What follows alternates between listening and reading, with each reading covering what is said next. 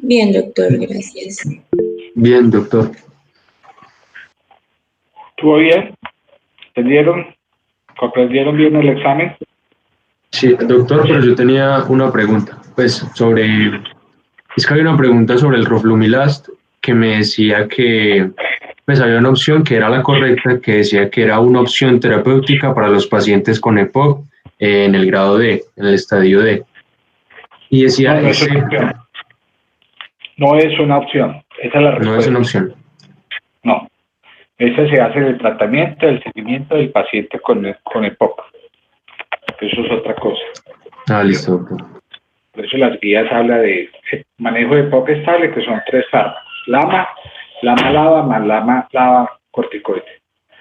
Más lava corticoide, perdón. Ya en el seguimiento ya puede uno hacer esquemas como triple terapia o la opción de dar roflumilast o azithromicina. Listo, doctor.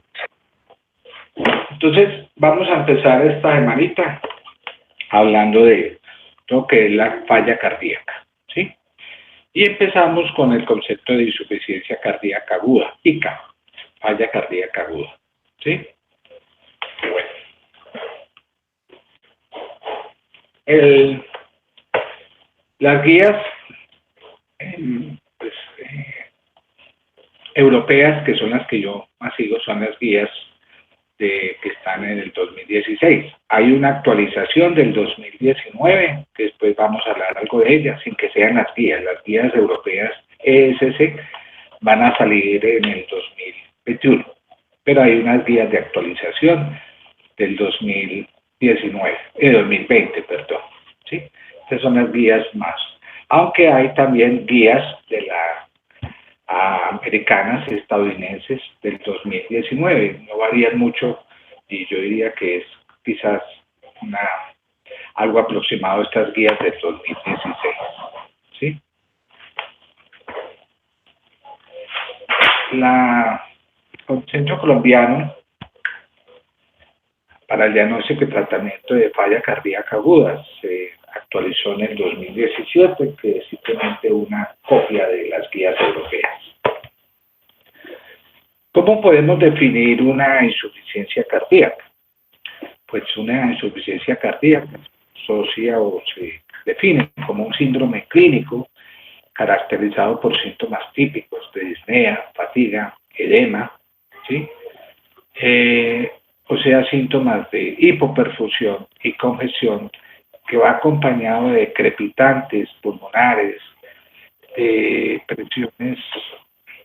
presión venosa yugular elevada y cuya causa es una anomalía cardíaca estructural o funcional, ¿sí? La mayoría de los casos, la mayoría se asocia o frecuentemente se asocia a bajo gasto cardíaco con presiones intracardíacas elevadas.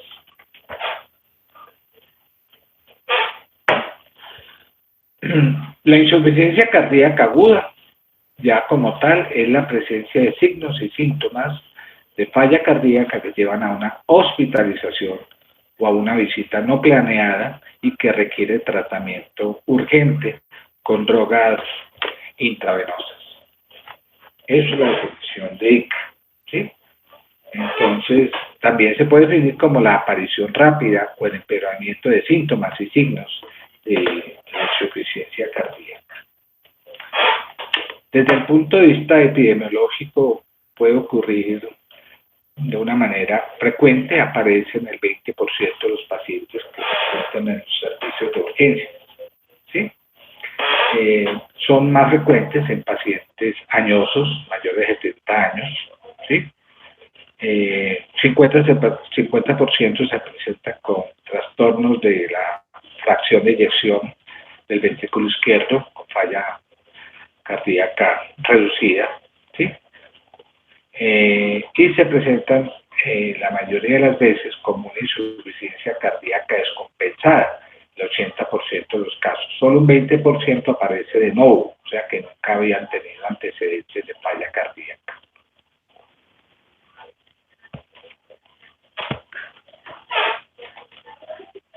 Es una entidad potencialmente mortal, ¿sí?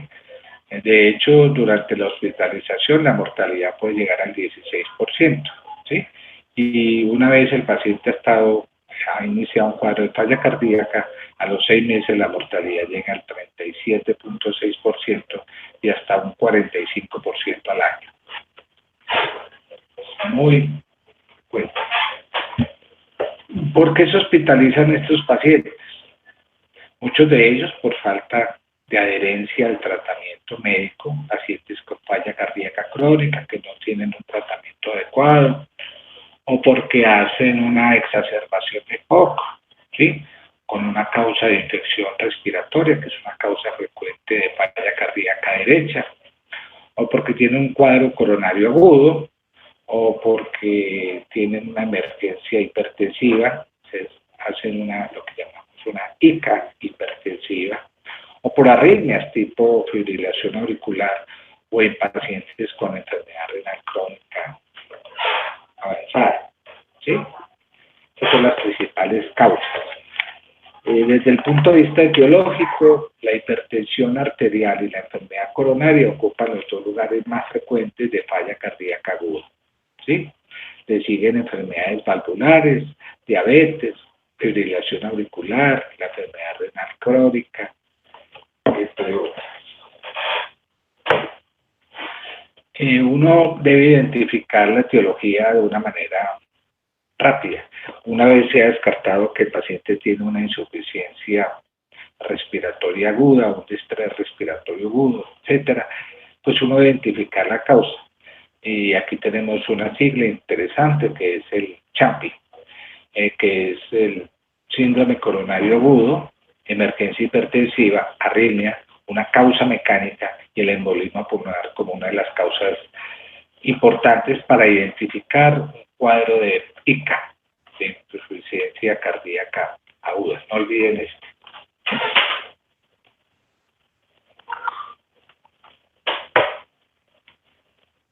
¿Qué factores pueden desencadenar una falla cardíaca aguda?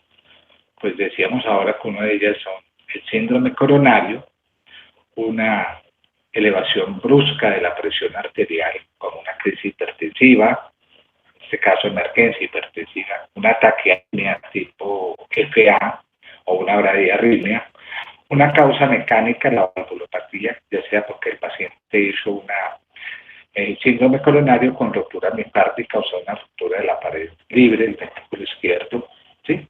O que tiene un trauma torácico o una embolia pulmonar y otras causas desencadenantes importantes también, además de estas. Podría ser la infección, que ya la nombré, ¿sí? Por ejemplo, el paciente que hace una exacerbación de EPOC, ¿sí? La falta de adherencia al tratamiento, ¿sí?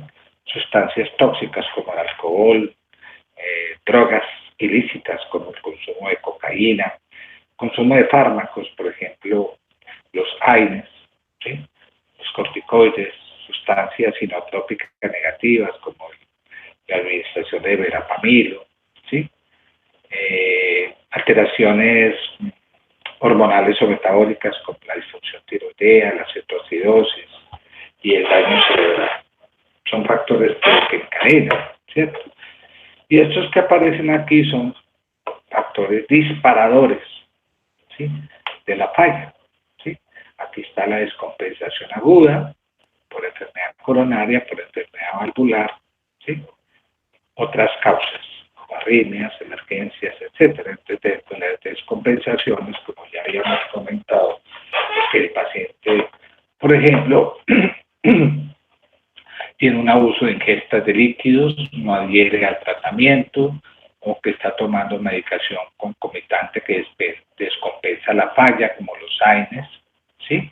O una enfermedad concurrente, como la infección respiratoria, el abuso de alcohol o sustancias con medicación simpático-mimética, como el uso de las cocaína o los anfetaminas, ¿sí? Deterioro de la función renal. En enfermedad coronaria, no olvide, pues, el síndrome coronario y las complicaciones que acompañan a esto, ¿sí? O una enfermedad valvular, por ejemplo, un empeoramiento de una estenosis o una insuficiencia insuficiencia valvular o una ruptura de cuerda tendinosa como complicación mecánica de un infarto de miocardio, ¿sí? La tirotoxicosis, ¿sí? Entre otros disparadores que son muy importantes a tenerlos en cuenta. Ahora decía que las dos formas de presentación de la falla cardíaca es la insuficiencia cardíaca crónica, descompensada, agudizada, que se presenta en el 80% de los pacientes en insuficiencia cardíaca, o pueden debutar como una insuficiencia cardíaca de nuevo, paciente que nunca ha sido hospitalizado, que nunca se ha diagnosticado previamente una falla cardíaca. ¿Sí? Estas son las dos formas de presentación de la insuficiencia. Entonces, cuando uno habla de insuficiencia cardíaca aguda de nuevo, pues buscamos causas muy importantes como causas vasculares y miocárdicas, ¿sí? O si es una crónica descompensada porque ha progresado dicha enfermedad, ¿cierto? Y según esto, pues uno habla de, según cómo es la presión arterial, si es insuficiencia cardíaca normotensiva, hipertensiva o hipotensiva, ¿sí? Entonces el cuadro clínico va a variar de acuerdo a la presión. Si es un paciente normotenso o hipotenso, uno ve en los exámenes que la radiografía puede mostrar con signos de congestión, ¿sí? Congestión pulmonar sistémica, ¿sí? Y esto puede progresar y elevar presiones capilares pulmonares, ¿sí? Y el paciente presentar estertores, ¿sí? O no, cuando es normotensiva. Cuando es hipertensiva, el curso es más rápido. La congestión radiológicamente es muy marcada, elevamos rápidamente las presiones capilares pulmonares y el paciente presenta típicamente un cuadro de estertores, ¿sí? Esas son formas de presentación diferentes, ¿sí? Ahora, algo muy importante, y es que cuando estamos frente a un paciente con ICA, nosotros debemos evaluar las 6 categorías clínicas de falla cardíaca. Esto nos permite clasificar clínicamente el tipo de falla cardíaca aguda que está presentando. De las más comunes, decía ahora, la insuficiencia cardíaca con descompensación aguda, ¿sí? O el paciente presentarse como un cuadro de edema pulmonar, o una ICA de tipo hipertensiva, o un síndrome coronario agudo con insuficiencia cardíaca, o un shock cardiogénico, o finalmente establecer si es una falla cardíaca aguda con predominio derecho. Estas son las 6 categorías que definen, que clasifican la falla cardíaca aguda. En base a esto, nosotros vamos a proponer varios tratamientos que se utilizan de acuerdo a este tipo de clasificación clínica, ¿sí? Cuando el paciente está cursando con un infarto agudo del miocardio, pues utilizamos frecuentemente la clasificación de Campbell, la clasificación de Killing. Esta clasificación básicamente está relacionada con los signos, los hallazgos físicos, especialmente hablamos de congestión, ¿sí? O de descompensación cardiovascular. Entonces hablamos de clase 1, donde el paciente no tiene descompensación aguda, clase 2, si el paciente tiene estertores crepitantes en la mitad inferior de los campos pulmonares, acompañado con un tercer ruido cardíaco, disneico, puede uno elevarse las presiones venosas yugulares, ¿sí? Con signos de hipertensión venosa pulmonar, radiológicamente, ¿sí? En la clase 3 es ese paciente que ya tiene estertores en la totalidad de ambos campos pulmonares, y clase 4, KIL 4, es aquel paciente que presenta lo que nosotros llamamos un shock cardiogénico, está hipotenso, con presiones sistólicas por debajo de 90, tiene evidencia de vasoconstricción periférica, está cianótico, diaporético, ligúrico, ¿sí? Por eso entonces decimos que la clase 1 básicamente muestra una mortalidad muy baja a los 30 caídas del 5%. Clase 2 está hablando de una insuficiencia cardíaca moderada, no complicada, donde la mortalidad puede subir al 15%. Clase 3, que es la insuficiencia cardíaca grave con cuadros clínicos muy evidentes de edema pulmonar, donde la mortalidad llega al 40%. Y la clase 4, que es la que padece cocho cardiogénico, donde la mortalidad puede subir hasta el 90%. Miren entonces la importancia de clasificar esto, porque está diseñada para estimar clínicamente la severidad de los trastornos circulatorios y establece una vez el pronóstico, ¿sí? Pronóstico a 30 días tras haber sufrido un infarto. Esto es muy importante. Cuando uno habla de infartos, entonces uno está diciendo, este es un paciente infartado de cara anterior extensa, ¿sí? KILP 1, 2, 3 o 4. Uno siempre debe hablar del término KILP en una clasificación. Hay una clasificación muy importante que es la clasificación clínica, ya estoy hablando de la tercera forma de clasificarla, según los perfiles clínicos hemodinámicos del paciente. Y esto lo establecemos en la cama del paciente. Ahí, mirándolo, nosotros no tenemos que tener aparatos ni cosas sofisticadas. Con un buen tensiómetro y un buen fonendoscopio uno puede establecer si el paciente, y es lógico, la clínica, establecer si el paciente tiene clínicamente signos de hipoperfusión o de congestión pulmonar o sistémica. Entonces, cuando decimos que el paciente está hipoperfundido, porque está hipotenso, porque tiene una presión de pulso muy estrecha, hay presencia de pulso alternante, o sea, pulso alternante se refiere a que uno palpa, encuentra un pulso más amplio, otro más bajito, otro más amplio, otro más bajito, ¿sí? Anteriores del sensorio, extremidades frías, la piel es fría y el sudor es muy pegajoso, hay palidez y el llenado capilar es muy lento. Uno presiona digitalmente los dedos y ve que hay un llenado capilar que se demora más de 10 segundos, presencia de divideos articulares, disfunción renal, hiponatremia, ¿sí?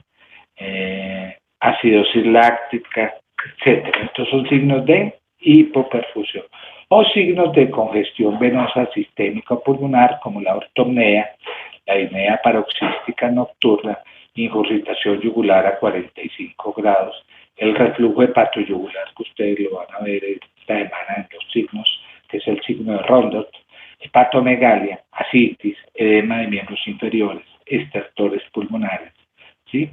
Un R2 aumentado que me está diciendo que tiene una hipertensión pulmonar, la presencia de tercer ruido cardíaco, que ya algo ustedes saben de ello, ¿sí? O un R4 acompañado, ¿no? Cefalización de flujo en radiografía de tórax y una elevación marcada de los péptidos natriuréticos. Esos son signos de congestión, ¿sí? Así entonces, en base a eso, pues uno habla de cómo está el gasto cardíaco, cómo está la precarga izquierda, que debe ser medible por un cateterismo cardíaco, y la poscarga, que se determina por el índice de resistencia vascular, ¿sí? Y establecemos parámetros normales. Parámetros normales, que tengamos un índice cardíaco entre 2,2 y 4,5 litros minuto metro cuadrado, con una PSP, presión capilar pulmonar en cuña, entre 6 y 12 milímetros, y un índice de resistencia que va entre 1.600 y 2.400. Esto es lo normal, ¿sí? Y entonces establecemos 4, ¿sí?, variables de pacientes que presentan que son pacientes que presentan signos de pero que no presenta signos,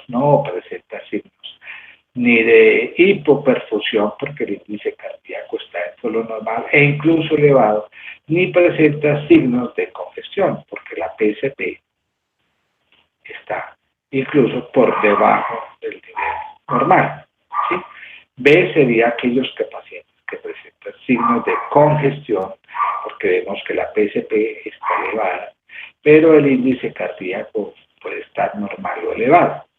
En la situación C es aquellos pacientes que presentan tanto signos de congestión como signos de hipoperfusión. Y nos quedaría que se llaman L, que son pacientes que tienen signos de hipoperfusión, pero no tienen signos de congestión. Así lo vamos clasificando, ¿sí? De manera que estos pacientes se clasifican desde el punto de vista hemodinámico y terapéutico en 3 situaciones. El paciente que está caliente y seco, ¿sí? Caliente porque está con signos de hiperperfusión y seco porque no tiene signos de congestión, a PCP normal. Caliente y húmedo es el típico paciente de edema pulmonar que tiene signos de congestión pulmonar, ¿sí? Pero no tiene alteraciones de la perfusión. Este es el paciente típico del shock cardiogénico que está frío y húmedo, ¿sí?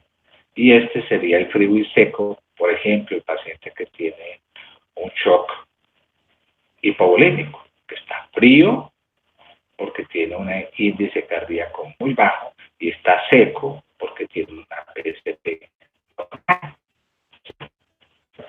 Entonces, uno cuando habla de eso se basa en estos criterios. Dice uno, está hipoperfundido, o sea, de aquí para abajo está disminuido, puede ser frío y seco o frío y húmedo, o está congestionado, si está congestionado porque la PSP está elevada, entonces tiene signos de congestión, es lo que decimos que el paciente está caliente, ¿sí? ¿Okay? Entonces la cuestión radica en preguntarse a qué lado tira más el paciente cuando lo estoy examinando, ¿sí? Entonces pregunto, ¿tiene congestión en reposo? La respuesta es sí. Si tiene congestión es porque está húmedo, vean, húmedo. Entonces quedan estas 2 opciones, ponerlo acá, B, C, ¿sí? O sea, entonces ya nos pregunto, ¿sí? ¿Cómo está la perfusión? No, la perfusión está bien, no, está hipoperfundida, entonces aquí ya como no está frío y húmedo, ¿sí? O está frío, frío es con signos de hipoperfusión y húmedo con signos de congestión, ¿sí? ¿Ok?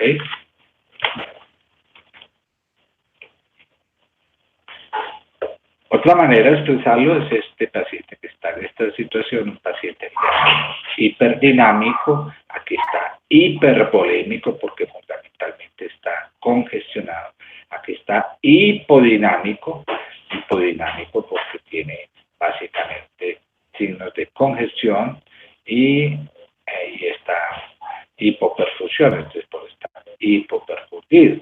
Y aquí también es el paciente que está en una situación de hipovolemia. No tiene signos de congestión, pero sí signos de hipoperfusión. Por eso, entonces, cuando hablamos de estados del shock desde el punto de vista hemodinámico, hablamos de estas 3 situaciones. Shock distributivo, que se caracteriza básicamente porque inicialmente sus pacientes tienen signos de gasto cardíaco elevado. El shock cardiogénico, que típicamente está frío y húmedo, y el shock hipovolémico, que es un paciente que tiene signos de hipoperfusión, pero no hay congestión, ¿sí? Esos son los 4 estados de shock que uno habla en los pacientes. Y cuando hablamos de los estados de shock, pues hablamos de falla de poscarga, falla de precarga y falla de contractilidad, y este es el llamado, ¿sí? Que falla la contractilidad por un trastorno del gasto cardíaco y está asociado al paciente con shock cardiogénico. Este es el paciente con shock distributivo que falla la poscarga. Y este sería el shock hipovolémico donde falla la precarga, la volemia, ¿sí? Esta sería la situación del paciente con edema pulmonar. Entonces, hablamos de shock y siempre hablamos de shock hipovolémico, distributivo o cardiogénico. ¿Qué es el shock hipovolémico? Pues que está fallando la precarga. ¿Qué es el shock distributivo? Que está fallando la poscarga. ¿Sí? Se lo fue para el suelo la resistencia. ¿Y qué es el shock cardiogénico? Que falla el gasto cardíaco. ¿Sí? Por eso decimos que estos son trastornos de precarga, de poscarga y contractilidad. Y entonces en estas situaciones vemos en la clínica del paciente que está frío y seco. Aquí vemos distributivo, está caliente y seco, y cardiogénico, que está frío y húmedo.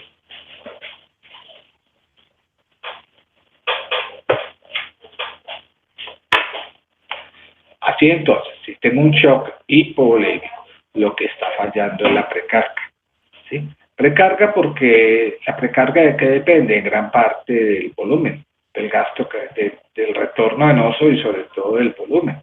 Entonces, en este caso, es porque el volumen ha perdido volumen, o sea, pierde sangre, hemorragia, pierde plasma, ¿cierto? Por cualquiera de las causas, o pierde electrolitos, ¿sí? ¿Qué características va a tener? Decía, es una falla de precarga, entonces la precarga se va al suelo. La PVC y la presión capilar pulmonar están disminuidas. El índice cardíaco está disminuido y la resistencia vascular, compensando esto, se eleva.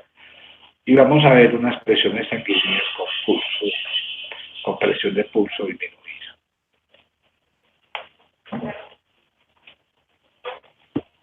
Distinto al shock distributivo, donde falla la poscarga. El ejemplo típico de un paciente con shock distributivo, por ejemplo, un shock anafiláctico o un shock séptico, que hace parte de este shock distributivo.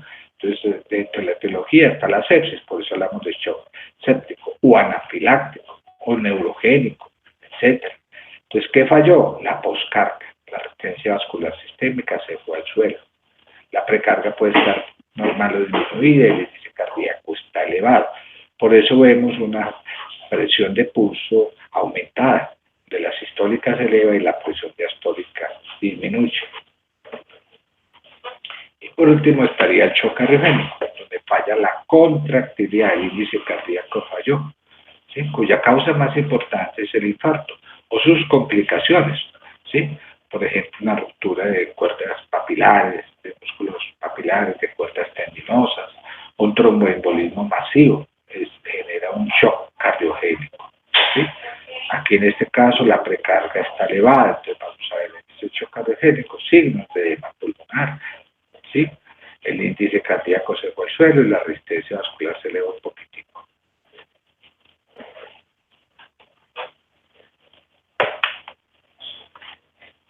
Así entonces, si yo tengo estos perfiles clínicos hemodinámicos que acabo de nombrar, que son 3 estados, ¿sí? 1, 2, 3, 4, A, B, C, L.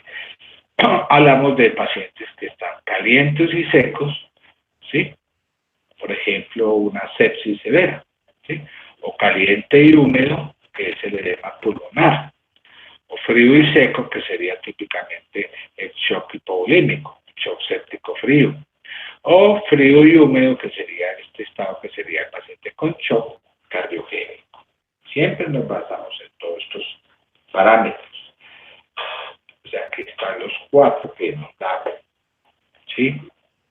Caliente, seco, caliente, húmedo, frío y húmedo y frío y seco, ¿sí? Y sus causas.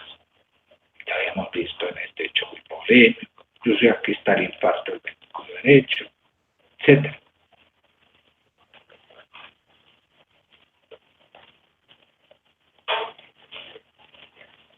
Los síntomas de un paciente con falla cardíaca aguda usualmente son la disnea, la ortopnea, la disnea paroxística nocturna, y dependiendo del tipo de falla, hablamos de edema, ¿sí?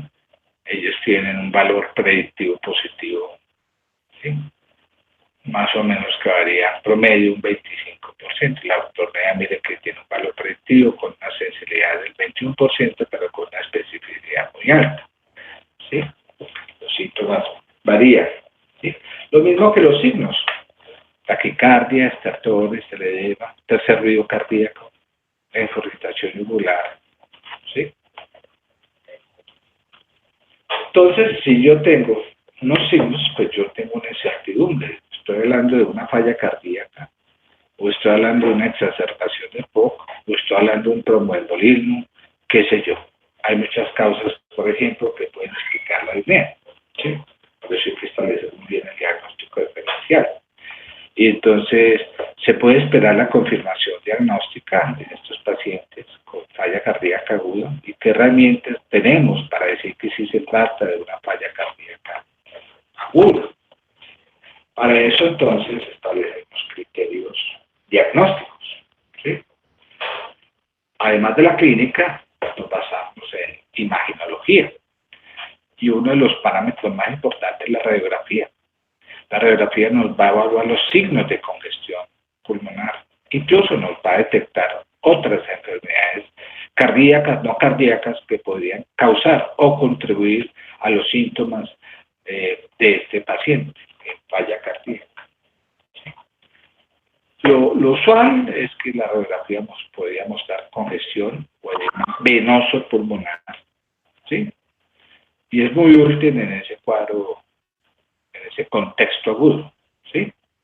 Entonces, cuando uno habla de falla cardíaca aguda, pues hay falla cardíaca desde el punto de vista hemodinámico, radiológico, le podemos decir leve, moderada, severa, ¿sí?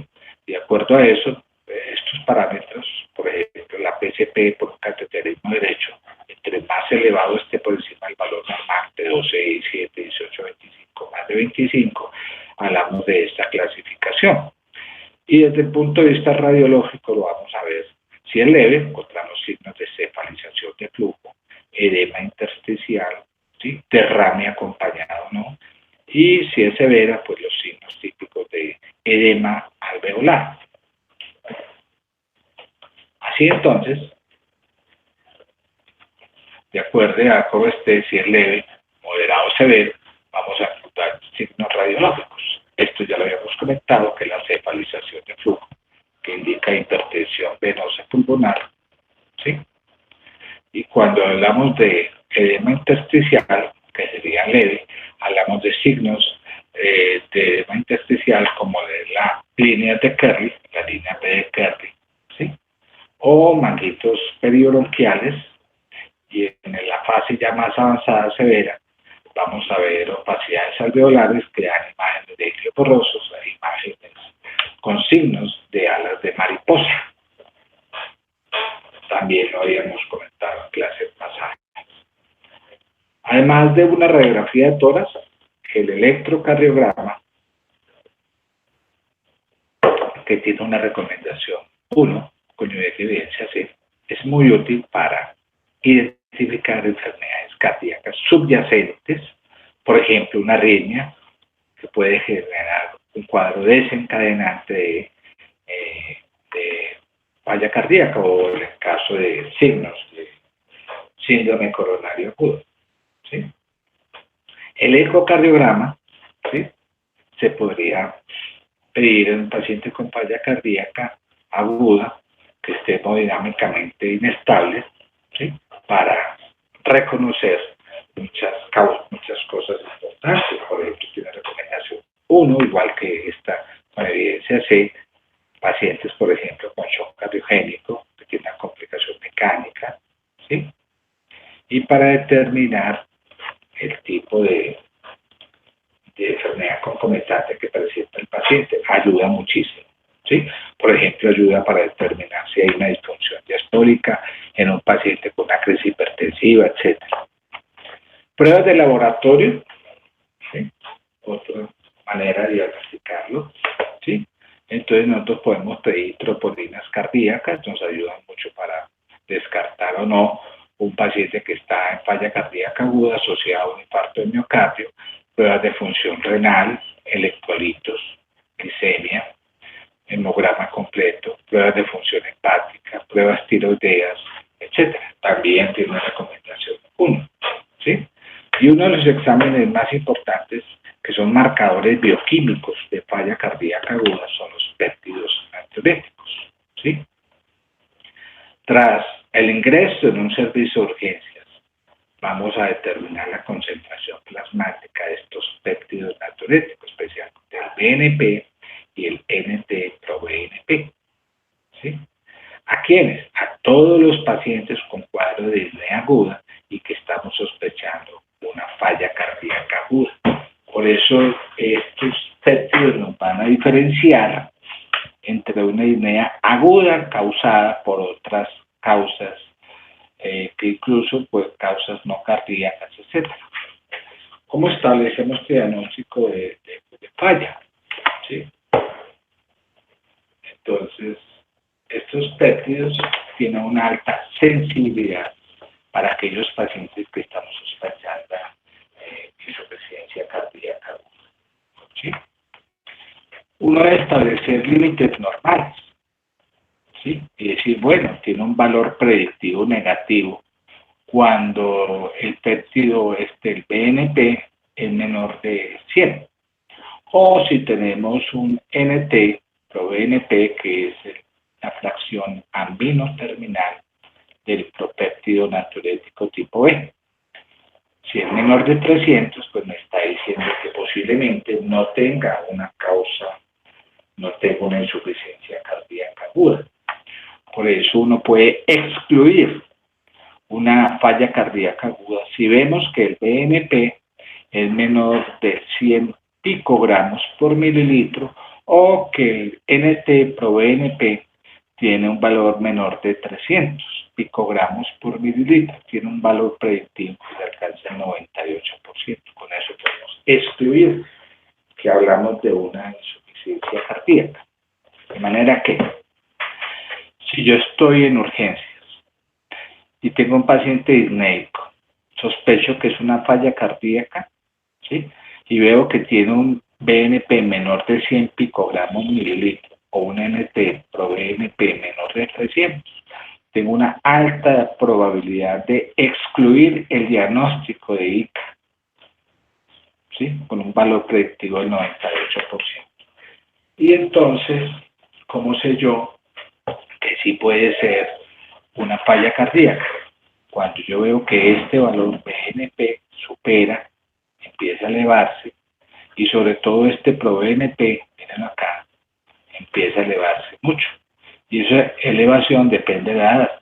Miren ustedes que menores de 50 años, si esta elevación se eleva por encima de 450, o el paciente está entre 50 y 75 años, tiene un NT proBNP de 900, o si es más de 75 años, este NT proBNP es mayor de 1800, pues la probabilidad, ¿sí?, el valor predictivo positivo se eleva cada vez más. Así entonces las guías dicen que si el paciente está disnéico y tiene un BNP o NT menor de 300, es muy poco probable que sea una falla cardíaca. Pero si estos empiezan a elevarse, por ejemplo, tiene un BNP por encima de 500, para los autores, muchos autores por encima de 400, en términos generales, o un NT proBNP que dependiendo de la edad, si se le da en este caso mayor de 1800, es muy probable que sea una falla cardíaca. ¿Sí?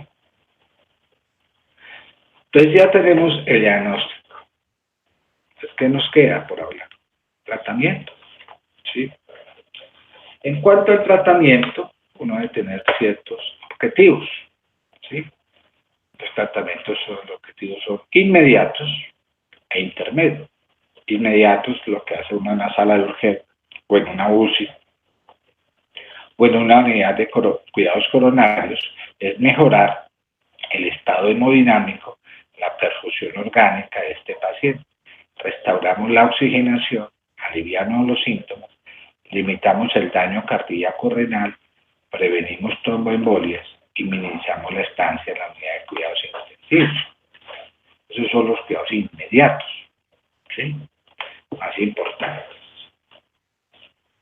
Entonces, dentro de las metas de tratamiento está corregir estas variables, ¿sí?, mejorar la disnea, ¿sí?, que presenta el paciente, reducir la frecuencia respiratoria, el trabajo respiratorio, mejorar, optimizar la saturación de oxígeno, que esté por encima del 90%, reducir las presiones venosas yugulares, ¿sí?, mejorar los síntomas y signos congestivos, ¿sí?, elevar la presión arterial si está disminuida, mejorar los signos de hipoperfusión, el gasto urinario, mantenerlo por lo menos a 1 mililitro por kilogramo hora, sea 60 mililitros hora o medio, ¿sí? Si está hematizado, esperamos reducir siquiera 1 kilo del paciente, 1 kilito diario, ¿sí? Pero lo pesamos. Y reducir esta creatinina, ¿sí? De tal manera que no se nos vaya elevando, puede ser un signo también de hipoperfusión, ¿sí? Todos estos metas buscamos en estos pacientes, ¿sí? Las guías europeas dicen que en el primer contacto del paciente, ¿sí? En una sala de urgencias, ante sospecha de eso, la primera pregunta es, ¿está con shock cardiogénico? Si es un paciente en shock cardiogénico, inmediatamente hay que darle asistencia circulatoria, ya sea farmacológica o mecánica. Es un manejo un poquito distinto que después vamos a hablar, ¿sí? O sea, si es un KIRI4, ¿sí? O presenta signos de la clasificación de Forrest, está hablando de un paciente de clasificación C, está frío y húmedo. O tiene una insuficiencia respiratoria aguda, cuadro agudo. Entonces, lo primero que establecemos, un apoyo ventilatorio inmediato, oxígeno, con ventilación con presión positiva, ¿sí? De la vía aérea, que sería un CPAP, o un BiPAP, que alterna presión positiva con presión normal, que es el BiPAP, ¿sí? O si es necesario, no, si está indicado ventilación mecánica invasiva. Primero. Después ya, en la fase intermedia, en los primeros 60, 120 minutos, identificamos la etiología, ¿sí? Y recuerden esto, buscar las causas más comunes, el CHAM, ¿sí? Si ese sí tiene una de estas causas importantes, el tratamiento debe iniciarse inmediatamente, de forma específica, siguiendo las guías, ¿sí? No tiene eso, entonces evaluamos la clínica para seleccionar el tratamiento óptimo dependiendo de la causa, ¿sí? Bueno, nos vamos centrando en lo que me interesa esta semana, que es hablar de las terapias, o mejor, terapia farmacológica en el manejo de falla cardíaca. Y lo vamos a dividir en 4 grupos, que será el tema específico de cada uno de ellos. Diuréticos, vasodilatadores, vasopresores e inotrópicos. Esos son los 4 puntos, 4 charlas que vamos a manejar nosotros en este contexto de falla cardíaca, ¿sí? Por eso, pues, se nos sale de las manos hablar del oxígeno, etcétera, pero sí vamos a hablar de diuréticos. Los diuréticos que nos sirven para descongestionar el paciente cuando hay signos de congestión venosa, sistémica o pulmonar, y el que más usamos será el diurético de asa tipo furosemida, que lo vamos a usar en bolo intravenoso, ¿sí? Si el paciente tiene hipotensión arterial, pues vamos a hablar de que si no mejora con carga de líquidos, entonces lo vamos a usar, por ejemplo, el uso de un vasopresor, ¿sí? Un vasopresor, etcétera. Si el paciente tiene signos, por ejemplo, de una ICA hipertensiva, que tiene presiones sistólicas que se empiezan a elevar cada vez más, pues vamos a usar vasodilatadores tipo nitroglicerina o nitroprusiato. Y si estamos frente a un shock cardiogénico, pues vamos a hablar de otras medidas terapéuticas que vamos a usar en estos pacientes, ¿sí? Entonces, el algoritmo básicamente es este. Tengo un cuadro clínico de ICA y la primera pregunta que me hago es, ¿tiene signos de congestión? Y si esos signos de congestión, si los tiene o no, ¿tiene perfusión adecuada? Lo mismo que nos preguntamos ahora. ¿Tiene signos de congestión? Sí, señor, el paciente está ahí. No tiene signos de congestión, el paciente está seco. ¿Tiene signos de alteraciones de la perfusión? Sí, señor, el paciente está. Si tiene perfusión inadecuada, el paciente estaría frío. Si la perfusión es adecuada, pues diríamos que está caliente. Por eso hablamos de 4 cuadros distintos, ¿sí? Si está húmedo y caliente, me está diciendo este paciente seguramente tiene qué? ¿Qué tiene el paciente? Húmedo y caliente.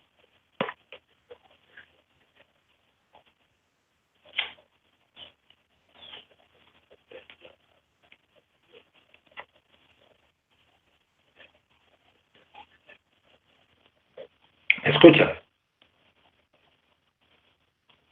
Sí, doctor. Si está húmedo y caliente, ¿qué tiene este paciente? Un Húmedo. shock distributivo. No. Si está húmedo y caliente. Edema pulmonar. Ah, tiene un edema pulmonar. Está húmedo, está congestionado y no tiene signos de hipoperfusión, tiene un edema pulmonar. Entonces aquí vamos a dar dos medicamentos importantes que vamos a hablar, los diuréticos y los vasodilatadores tipo nitroglicerina. Está húmedo y frío, ¿qué tiene el paciente?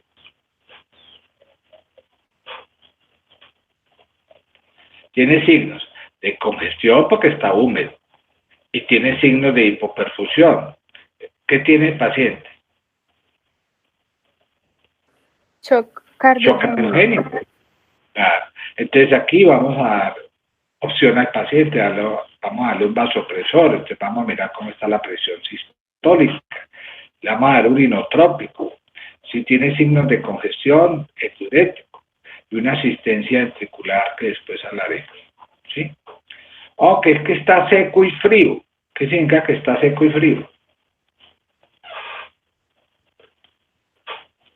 Que tiene exclusivamente signos de hipoperfusión. ¿Y por qué no perfunde? Porque está hipoperfundido. Entonces, ¿por qué está hipoperfundido? Seguramente que tiene un cuadro hipovolémico. Entonces le llaman metalípidos porque está un shock hipovolémico, ¿sí? Etcétera. En eso se basan estos criterios.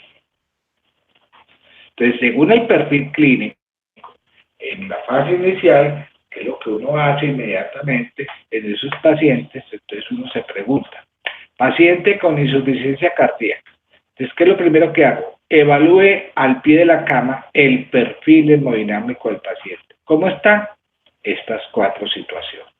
¿Cierto? Entonces, la primera es, ¿hay congestión? Sí, señor. ¿Qué es lo que ocurre en la mayoría de los pacientes con ICA? ¿Sí? Que es el paciente húmedo. ¿Hay signos de congestión? Cualquiera de los que ya cité. ¿Sí? Pues si tiene signos de congestión, está húmedo. ¿Sí? ¿Cómo está la perfusión? ¿Sí? Entonces, ¿la perfusión es adecuada? Sí, señor, está caliente. No, la perfusión es inadecuada. El paciente está frío, o sea, tiene signos de hipoperfusión. Lo primero que yo planteo. Así entonces, si tengo un paciente congestionado, ¿sí? Con una perfusión periférica adecuada, o sea, el paciente está húmedo y caliente, tiene posiblemente, ¿qué tiene? Edema pulmonar. ¿Sí? Edema pulmonar porque si yo le hago un cateterismo voy a encontrar una PCP elevada y el índice cardíaco usualmente es normal, por encima de 2,2. Entonces la clínica me está diciendo, señor, tiene un edema pulmonar. O puede tener un estado de hipervolemia, un shock séptico caliente, ¿sí? Pero ahí lo que ya más me interesa ahorita es que tiene un edema pulmonar. Entonces, si tiene un edema pulmonar, está húmedo y caliente, yo miro cómo está la presión arterial sistólica, que puede estar elevado o normal, ¿sí? ¿Ok? Lo más común es que yo puedo tener causas de origen vascular o de tipo cardíaco. De origen vascular, entonces el paciente predomina la hipertensión, es lo que llamamos la ICA hipertensiva, donde el paciente hace un cuadro de hipertensión severa de origen vascular. Y los dos medicamentos de elección son los vasodilatadores y los diuréticos, porque está haciendo un edema pulmonar, ¿sí? De origen hipertensivo, ¿sí? Entonces uso vasodilatador y diurético. No, el vasodilatador con el objetivo no solamente de descongestionar como la nitroglicerina, sino también de reducir la presión arterial. Y el diurético que cumple la función de descongestionar. Si es de origen cardíaco, ¿sí? donde predomina la congestión, ese típico paciente que tiene una falla cardíaca aguda, ¿sí? De origen cardíaco, pues además del diurético vasodilatador, yo podría pensar como una opción, si no sigue congestionado, la ultrafiltración. No, el paciente está húmedo y frío, tiene un shock cardiogénico, ¿verdad? Shock cardiogénico. Tiene un shock cardiogénico, ¿sí? Entonces yo me pregunto, ¿cómo está la presión arterial sistólica? ¿Sí? Entonces, si la presión arterial sistólica está muy bajita, ¿sí? Además del inotrópico, debo considerar un agente vasopresor, de los cuales usamos específicamente dos, noradrenalina y dopamina, que será un tema específico para yo decirles cuándo doy dopamina y cuándo doy noradrenalina. El inotrópico, como la dobutamina o el levosimetano, ¿sí? Y el diurético cuando se corrige el trastorno de perfusión, etc. Como es un choque hipodinámico, entonces hago asistencia mecánica circulatoria, ¿sí? En caso de que no se corrija con tratamiento farmacológico. Eso es lo que estoy hablando básicamente. El paciente está seco y frío. Bueno, entonces debo pensar que sea un shock hipovolémico, o un shock séptico frío, un infarto del ventrículo derecho, cualquiera sea su causa, ¿sí? Por ejemplo, está seco y frío, ¿sí? Por un cuadro de hipovolemia, un shock hipovolémico. Entonces, ¿qué es lo que da? Una carga de fluidos, líquidos y electrolitos, corregirlo, ¿sí? Si no se corrige con esto, pues yo puedo agregarle un inotrópico, si tiene signos de hipoperfusión, etc. ¿Sí? Bueno, eso es lo más importante, ¿sí? Entonces, en el manejo de una insuficiencia cardíaca, lo primero que establecemos son recomendaciones iniciales con esas metas que habíamos establecido. Veamos oxigenoterapia, que ya se nos sale el tema, si es necesaria una ventilación mecánica no invasiva, si PAP y PAP, ¿sí? O una ventilación mecánica invasiva, la anticoagulación profiláctica subcutánea, por ejemplo, con heparina de bajo peso muscular, tipo enoxaparina, le restringimos el agua y la sal a 3 gramos día, si hay signos de congestión, medimos peso diario, monitorizamos el electrocardiograma y medimos electrolitos. Es lo que se hace usualmente, ¿sí? Entonces, el primer parámetro de las recomendaciones, hablamos de el oxígeno y el apoyo ventilatorio, ¿sí? Y aquí subrayo, por ejemplo, que el tratamiento de oxígeno sea todos los pacientes con ICA que están desaturados, sea saturaciones por debajo de 90, o sea presiones arteriales de oxígeno por debajo de 60. Corregir hipoxemia, ¿sí? Bien. Primer tema, ¿cuáles son los 4 fármacos que habíamos establecido nosotros? Básicos. 4, ¿no? ¿Cuáles son? Doctor, diurético, Vasodilatador, vasopresor e inotrópico. Son los 4. Entonces, si cogemos el primero, los diuréticos, de todos los diuréticos, el que más usamos es la furosemida. Y es el tratamiento de elección para aquellos pacientes que presentan signos de congestión. Furosemida. Entonces, ya tenemos establecido eso, ¿sí? Y aquí dicen las guías, estableciendo los niveles, la clase de recomendación y el nivel de recomendación. Y miramos básicamente el primer aspecto. Se recomiendan los diuréticos de ASA, o sea, furosemida, por vía intravenosa para todo paciente con ICA que ingresa y presenta signos y síntomas de sobrecarga de fluidos. Entonces, ¿para qué? Para mejorar los síntomas, ¿sí? Para optimizar la diuresis, para mejorar la función renal, que sea elevado, ¿sí? Etcétera. Entonces, si yo tengo un paciente con síntomas de congestión, pues voy a ver que los diuréticos son muy adecuados porque ellos reducen precarga, ¿cierto? Ellos reducen la precarga y reducen la congestión, ¿sí? Entonces, si tengo un paciente con síntomas de precarga elevada, como es el paciente que presenta una falla cardíaca, o que tiene una falla cardíaca, perdón, una precarga muy elevada, entonces lo que busco con el diurético es reducir la precarga, o sea, esta congestión que se presenta sobre todo a nivel venoso, sistémico o pulmonar, cualquiera de estas sean las manifestaciones, ¿sí? Eso es lo que busco principalmente. El segundo fármaco, grupo de fármacos, ¿no? Son los vasodilatadores, de los cuales el más utilizado de estos tres es la nitroglicerina. No quiere decir que el nitroprusiato no se use, claro que sí, pero tiene más limitaciones en uso, y menos todavía en neseritie, que todavía se habla de él, pero los estudios cada vez son más desalentadores, de manera que el fármaco vasodilatador más utilizado es la nitroglicerina, y le seguiría el nitroprusiato, ¿sí? Y estos son los segundos fármacos más utilizados para tratar la falla cardíaca. ¿Y se presentan cuándo?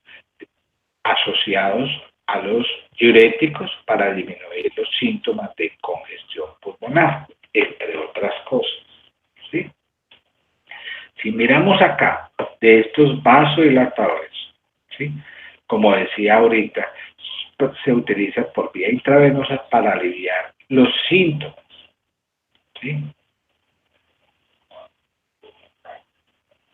De congestión, pero además para reducir la presión arterial sistólica que podría estar elevada. Específicamente en ICA hipertensivo se considera la administración de estos vasodilatadores intravenosos para el tratamiento inicial de estos pacientes que presentan ICA con síntomas de congestión, ICA hipertensiva, ¿no? Entonces, no olviden eso. La hipertensión severa genera crisis hipertensiva, y esa crisis hipertensiva se manifiesta dentro de otras causas como un edema pulmonar. Entonces, ahí está indicado la nitroglicerina o nitroprusiato. Cuarto grupo, inotrópicos. Perdón, tercer grupo, inotrópicos. Dentro de los inotrópicos usamos la dobutamina, la milrinona y el levosimendan. Son los tres grupos de fármacos que no tomamos. Como ustedes ven, son medicamentos para usarlos por vía intravenosa, en infusión continua, como la nitroglicerina. ¿Sí? ¿Y cuándo se van a usar estos agentes inotrópicos? Pues cuando el paciente tiene síntomas de bajo gasto cardíaco. ¿Sí? O sea, aquel paciente que presenta signos de hipoperfusión. ¿Sí? Entonces lo vamos a ver en muchas situaciones. ¿Sí? Después hablamos de ello. ¿Sí?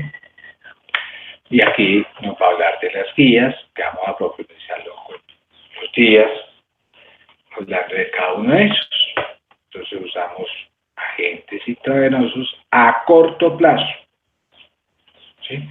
En pacientes que presentan síntomas de hipoperfusión, ¿sí? ¿Ok?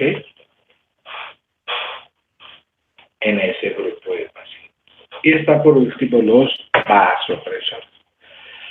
Aquí están los vasopresores que más hablamos nosotros, la norepinefrina, epinefrina y dopamina. Son los agentes vasopresores. ¿Que hay más agentes vasopresores? Sí, pero estos son los tres que más vamos a hablar. De todos, por ejemplo, doy un ejemplo. En pacientes con shock cardiogénico, el vasopresor preferido, la norepinefrina, preferido versus dopamina. ¿Sí? La epinefrina la usamos en otras situaciones distintas, por ejemplo, un shock anafiláctico. ¿Sí? Entonces, ¿para qué damos vasopresores? Su nombre le dice, para aumentar la presión, para mejorar el flujo hacia órganos vitales. O sea, aquellos pacientes hipotensos e hipoperfundidos, fríos, una vez que se descarte la hipotensión, ¿sí?, que no está explicada por cuadros de hipovolemia. Si es una hipovolemia, que corregir primero el volumen, ¿sí? Entonces, se puede considerar la administración de un vasopresor, miren aquí, noradrenalina, preferiblemente, para esos pacientes con shock cardiogénico, ¿sí? Entonces vamos a ver cuándo le doy noradrenalina en un paciente con shock cardiogénico o cuándo le doy dopamina en un paciente con shock cardiogénico. Una de las grandes indicaciones de los vasopresores en esto. ¿Con qué objetivo? Mejorar tanto incrementar la presión, porque es un agente vasopresor, con ello conseguimos mejorar la perfusión. Un poco aparte de los 4 fármacos que vamos a ver, es que habíamos establecido desde el principio que muchos de estos pacientes llegan porque el paciente presenta una arritmia, por ejemplo, una FA, una fibrilación auricular. Entonces, si tiene una fibrilación auricular y presenta signos de falla cardíaca aguda, pues el manejo debe ser inmediato para corregir esa arritmia o por lo menos para disminuir la frecuencia ventricular en esos pacientes que tienen fibrilación auricular. Y usamos 3 medicamentos, digitálicos, beta bloqueadores o en su defecto amiodarona. Será un tema que vamos a ver cuando hablemos de antiarrítmicos. Si ese paciente tiene una FA y tiene signos de falla cardíaca aguda, entonces lo que buscamos es el control inmediato de la frecuencia ventricular, ya sea con digoxina, un bloqueante beta como primera línea de tratamiento, o se puede considerar el uso de la amiodarona como una opción. Recomendación clase 2B. Cuando estemos hablando de arritmias, vemos eso, en el control agudo de la frecuencia cardíaca en FA y tiene signos de falla cardíaca con fracción de inyección reducida, pues usamos dosis bajas de beta bloqueadores para controlar la frecuencia o digoxina o en su defecto amiodarona.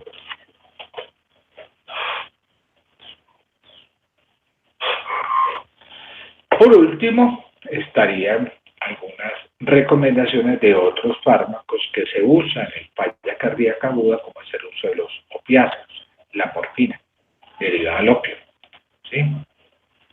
Entonces la morfina tendrá utilidad en falla cardíaca, pues muy poquito. Los opiáceos pueden mejorar la disnea y la ansiedad en pacientes con ICA, pero no se recomienda su uso sistemático.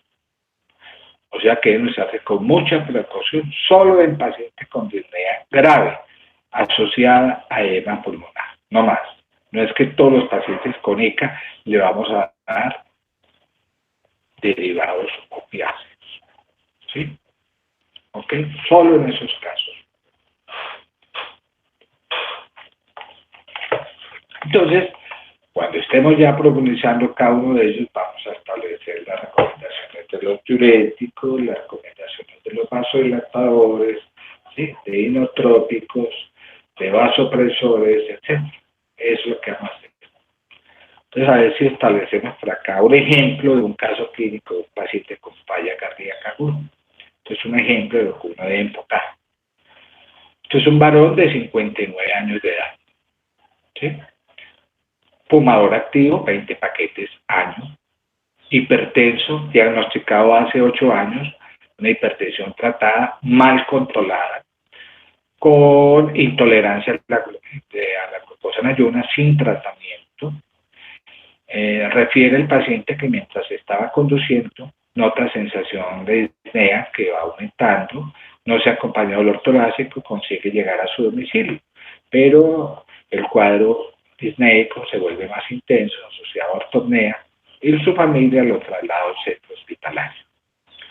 En el servicio de urgencia se encuentra un paciente inquieto, con disnea intensa, que no tolera el decúbito y presenta predominantemente signos de congestión, especialmente crepitantes, en ambas bases pulmonares. Y esto fue lo que se tomó, por ejemplo. Entonces me está diciendo que esta monitoreo me está hablando de que tiene una frecuencia en este momento aquí cuando llega el servicio de urgencias de 128 está taquicárdico, tiene una saturación de oxígeno del 71%, muy desaturado, ¿sí? Y tiene una presión arterial media promedio de 177, mire cómo tiene la presión sistólica, 240, 145 promedio, ¿sí? Está muy elevada. ¿Qué opinan ustedes?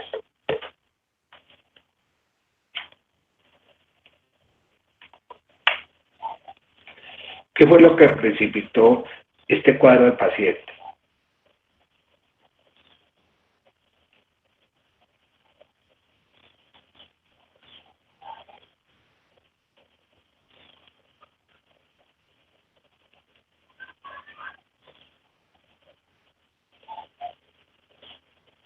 No hay opiniones.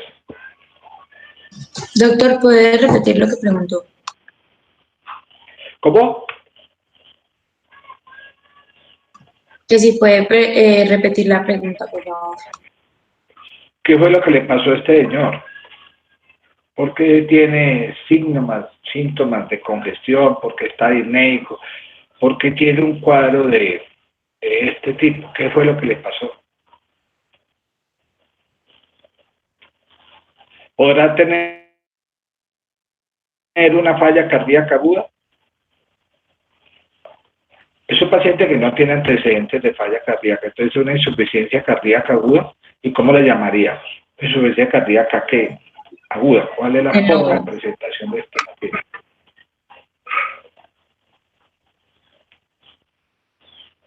Bueno, yo les explico. Recordando lo que habíamos dicho. Recuerden que hay dos formas de presentación. El paciente que tiene antecedentes de falla cardíaca y tiene una insuficiencia cardíaca descompensada, reagudizada. O el paciente con falla cardíaca o una insuficiencia cardíaca de nuevo. Este paciente está presentando cuadro inicial, un cuadro de nuevo, una insuficiencia cardíaca de nuevo. ¿Cuál fue la causa que lo precipitó?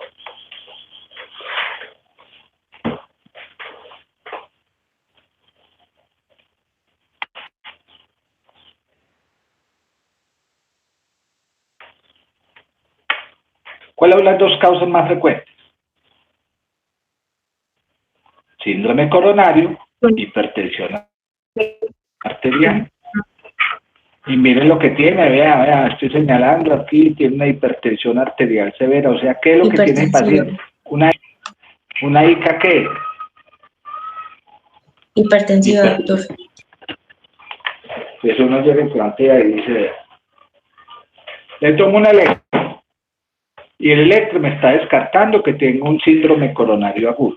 ¿Qué es lo que yo veo en este electro rápidamente? Que tiene signos de crecimiento del ventrículo izquierdo, ¿sí? Con sobrecarga sistólica. Entonces, ¿qué me está hablando a favor? Que tiene una hipertensión severa, ¿cierto? Entonces, tiene una hipertensión severa. De hecho, el monitoreo me está diciendo, es hipertenso, muy hipertenso no controlado. Y entonces tengo una ICA. ¿Cuál es la presentación clínica de esta ICA? La causa. ¿Una ICA de qué tipo? Hipertensiva, doctor. Claro. ¿Tiene un síndrome coronario? No. ¿Tiene un shock cardiogénico? No. ¿Sí? ¿Conozco que ese paciente tiene una falla cardíaca crónica? No.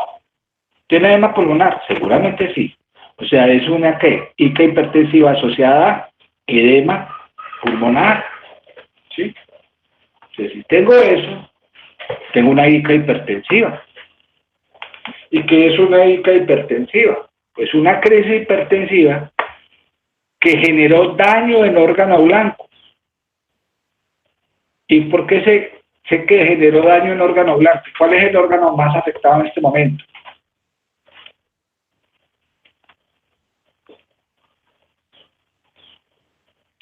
Dos, corazón y pulmón. porque el paciente tiene una falla cardíaca aguda con manifestación pulmonar. Entonces me está diciendo, sí señor, si tiene daño en órgano blanco y es una crisis hipertensiva, voy a hablar de emergencia hipertensiva.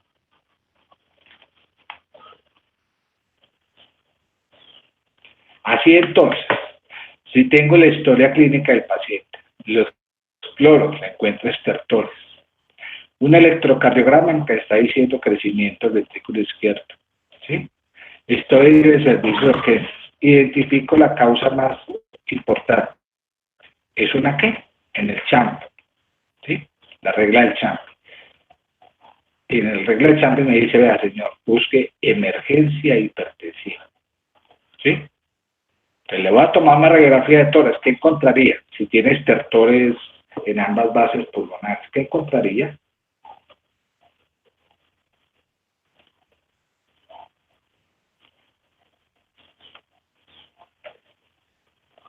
Pues signos de edema pulmonar. Entonces, si tengo un edema pulmonar cardiogénico porque fue que el corazón se afectó por esa hipertensión severa, ¿sí? Entonces, tengo un edema pulmonar cardiogénico de alta presión, ¿sí? Entonces, me va a dar estos criterios importantes. Está taquipneico, frecuencia respiratoria rápida, taquicárdico. ¿Cuánto tenía de frecuencia cardíaca? 124. Posiblemente, o no, cianótico, ¿sí?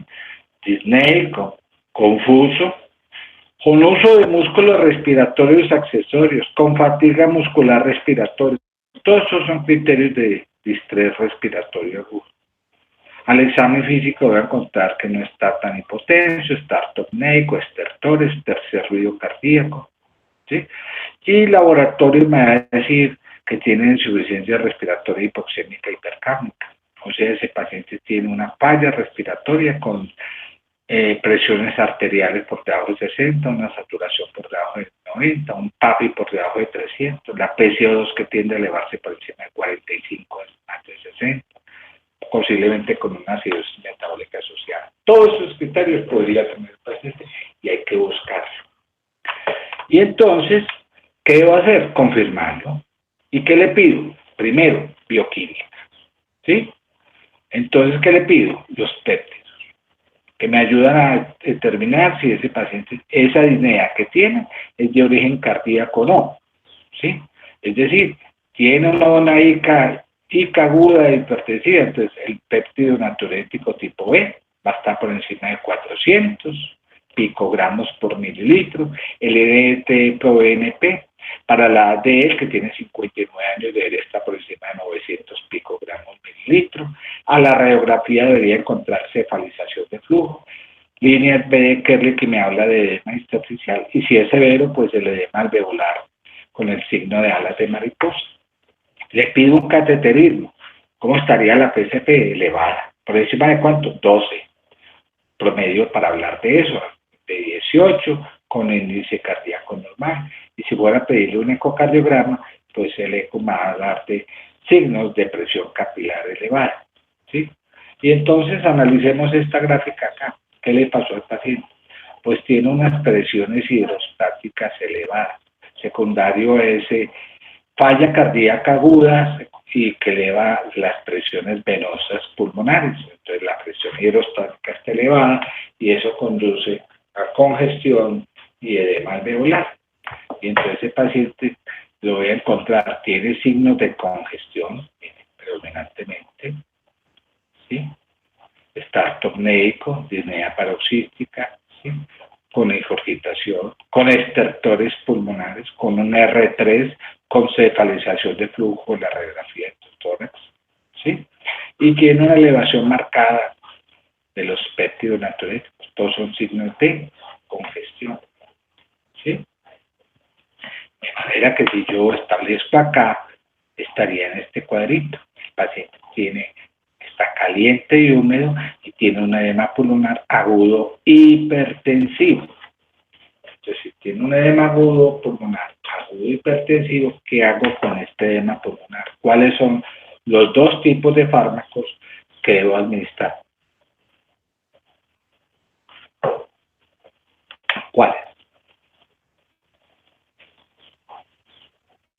Doctor, ¿Cuál es un el? diurético y un vasodilatador.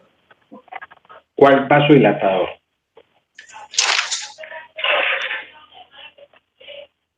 La noradrenalina. No, eso es un No, perdón, vasopresor. la nitroglicerina. Ese es el medicamento de elección. ¿Sí? Entonces, si usted está aquí, digo, señor, predomina la hipertensión arterial, vasodilatador y diurético. Eso es lo que se hace. Eso es lo que hace uno en los pacientes. Mire, yo le decía, diurético de asa para todo paciente con ISCA que ingresa con síntomas de sobrecarga líquida. Y además de eso, ¿qué más debo colocarle? Un vasodilatador. ¿Cuál? Nitroglicerina. Única hipertensiva. Siempre se elige primero la nitroglicerina sobre el nitroprusiato y el neciritide.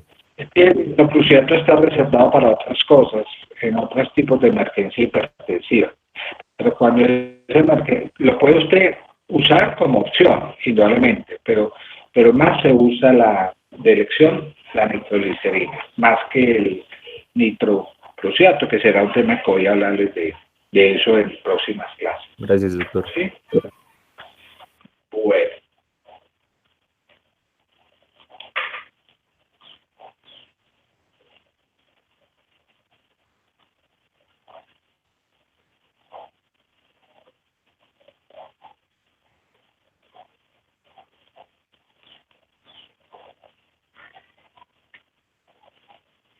¿Hasta ahí me han entendido?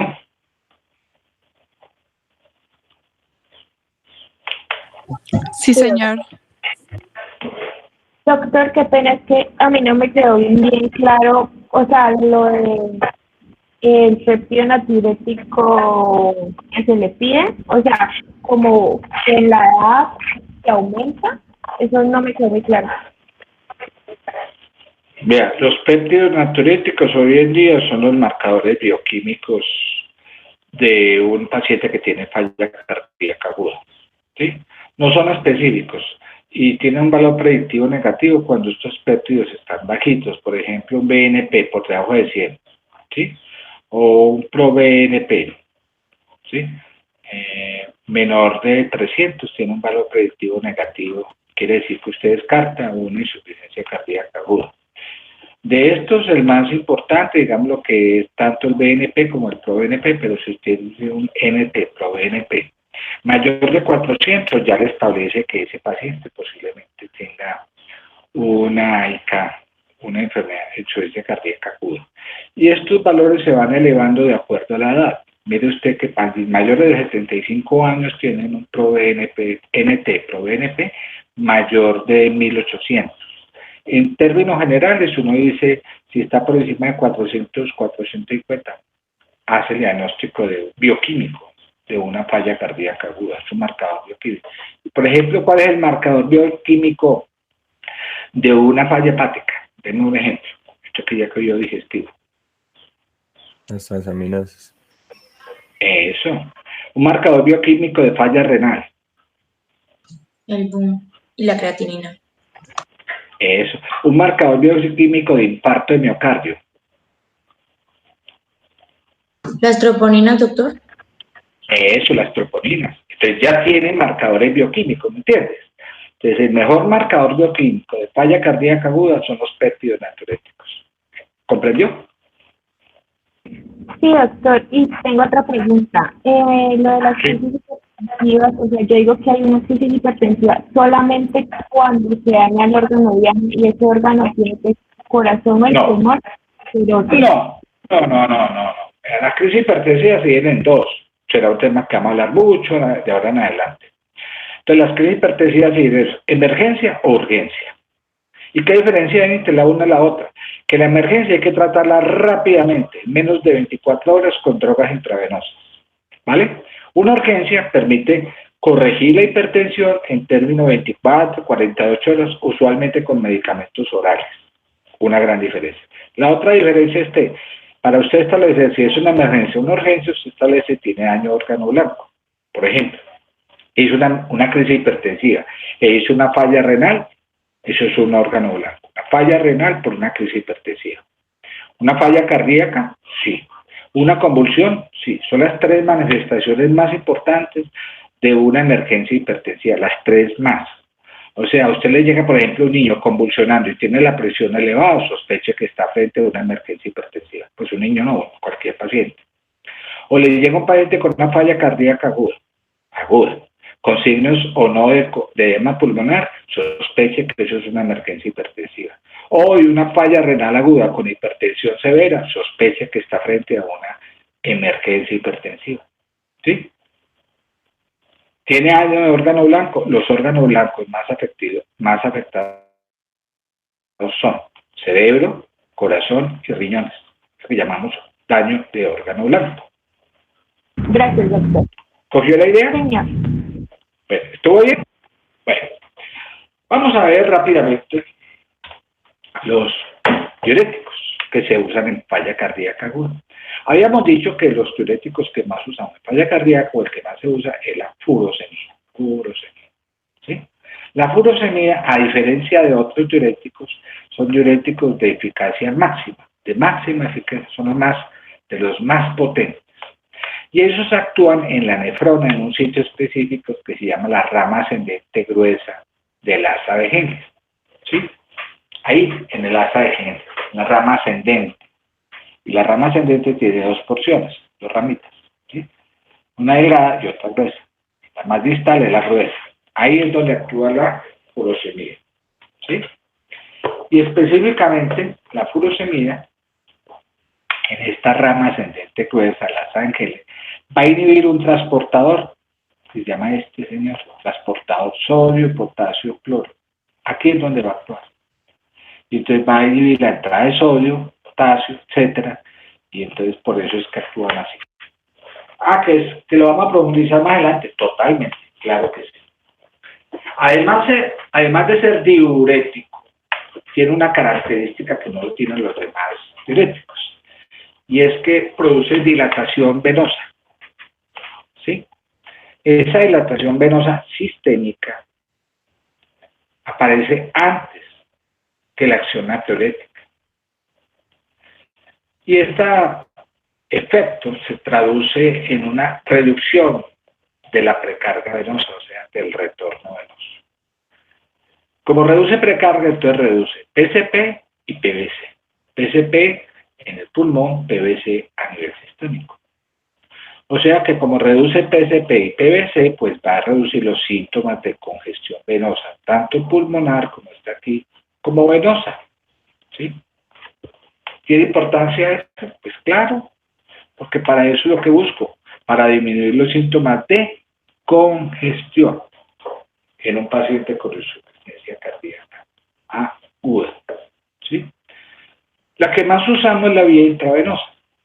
Entonces, este medicamento, que es la furosemida, tiene en ampollas de 20 miligramos, actúa en 5 minutos.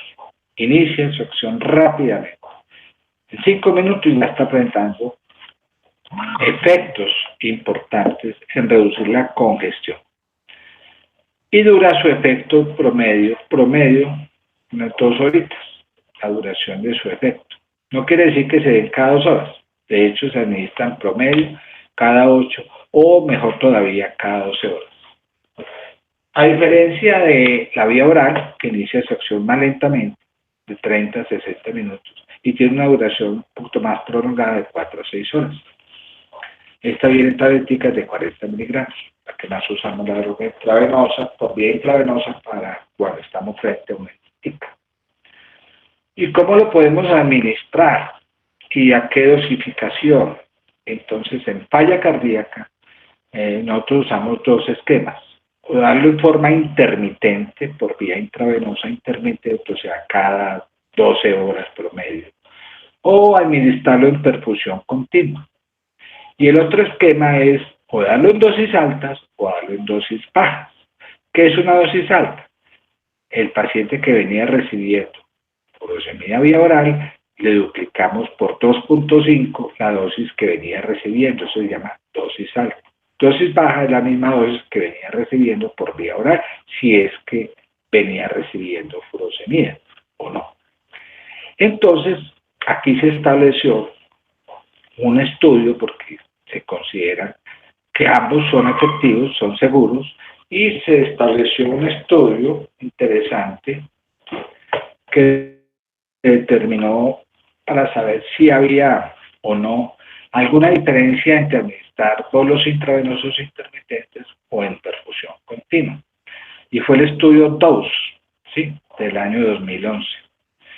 ¿Qué se encontró en estos estudios? Pues que no se encontraron diferencias significativas entre los dos esquemas de tratamiento, ¿sí? Son eficaces y seguros, el que usted considere. Y también en el mismo estudio DOSE se estableció diferencias entre dosis alta y dosis baja. Tampoco se estableció una diferencia en cuanto a eficacia y seguridad. Por eso, lo que vamos a ver más adelante es que las guías pueden utilizar, ¿sí?, un esquema o el otro, ¿sí? Entonces, ¿qué es lo que buscó aquí en este estudio 2? Que la dosis de diurético intravenoso debería ser diferente. Dosis, estamos hablando de dosis alta, dosis baja. Depende de si el paciente llega en un cuadro de descompensación o llega con un cuadro agudo, de nuevo, ¿sí? Y esto va a depender de muchos factores, ¿sí? Por ejemplo, si el paciente toma diurético previo porque tenía una insuficiencia cardíaca crónica que se ha descompensado, entonces cuando nosotros vamos a dar el diurético por vía intravenosa, generalmente duplicamos la dosis, o sea, damos dosis altas, ¿sí?, con un máximo de 2.5, ¿sí?, o las dosis previas que recibía el paciente. De manera que la furosemida, ya sea cuando es una ICA de nueva aparición o por una insuficiencia crónica descompensada, que son las dos formas de presentación, y que no está tratado con diuréticos orales, la dosis inicial recomienda iniciarlo con 20 a 40 miligramos, o sea, 1 a 2 ampollas de furosemida intravenosa, ¿sí? ¿Ok? Si el paciente ya viene recibiendo un diurético, entonces uno duplica la dosis, ya por 80 o 100 miligramos, que es lo que debe colocar si el paciente ya venía recibiendo previamente un diurético. Entonces, los diuréticos en falla cardíaca aguda se dan para todos los pacientes que presentan síntomas de congestión, ¿sí?, como es el caso del paciente con clasificación de Forrester, que me está diciendo que está caliente y húmedo, o sea, en el caso del edema pulmonar, ¿sí? O sea, en este grupo estaría la administración de furosemida para estos pacientes, porque es el paciente típico que tiene edema pulmonar, ¿sí? La furosemida. ¿Con qué objetivo? Pues reducir síntomas de congestión, ¿cierto? Reducir signos de congestión pulmonar o sistémica, ¿sí? Por eso damos el diurético de ASA en estos objetivos o estos argumentos.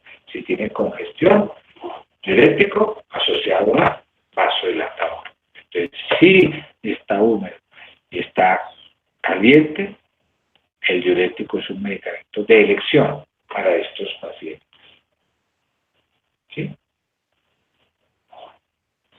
Cuando nosotros administramos un diurético tipo furosemida por vía intravenosa, la acción venodilatadora, el efecto inmediato de él, ¿sí?, permite aliviar rápidamente los síntomas en estos pacientes con congestión pulmonar, que es lo que yo les mostraba.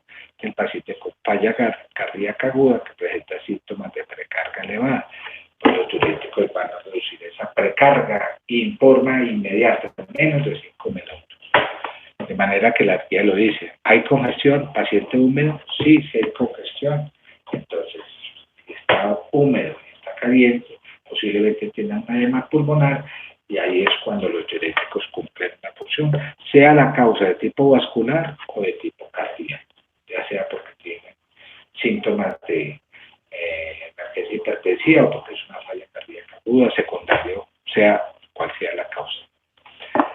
Las guías siempre han recomendado los diuréticos en pacientes con síntomas y signos de congestión, con una recomendación que va desde 1B a las actuales guías de 1C en recomendación de estos diuréticos, ¿sí? Y es el primer medicamento en esa línea de pacientes que tienen congestión, furosemida intravenosa. ¿Cuánto? Pues usualmente da una dosis inicial de 1 a 2 ampollitas en todo paciente con síntomas de congestión, ¿sí? ¿Ok? Si ese paciente previamente ha sido tratado, pues va usando dosis más altas, como ya decía, pero esa es la dosis promedio, ¿sí? ¿Ok?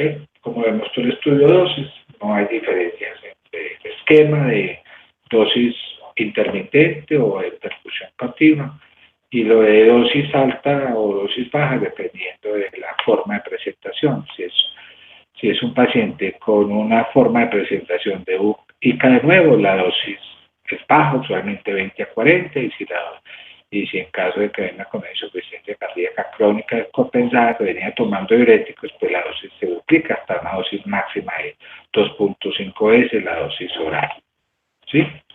Entonces, en un edema pulmonar, los diuréticos de ASA tienen una recomendación clase 1C, como lo acabamos de ver. ¿Y qué dice la guía? Pues todo lo que ya habíamos dicho. Específicamente, para todo paciente con ICA que ingresa con síntomas y signos de sobrecarga de ICA. ¿Para qué? Mejorar esos síntomas, ¿sí? Y esto fue establecido a través de varios estudios, basado en esto, evidencias, etc.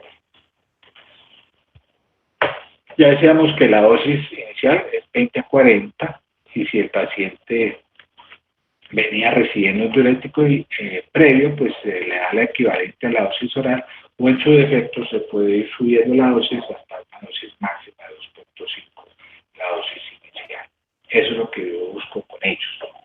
Entonces, mayor indicación de los diuréticos de ASA en pacientes con ICA, el edema pulmonar agudo, el edema cardiogénico de alta presión, ¿sí?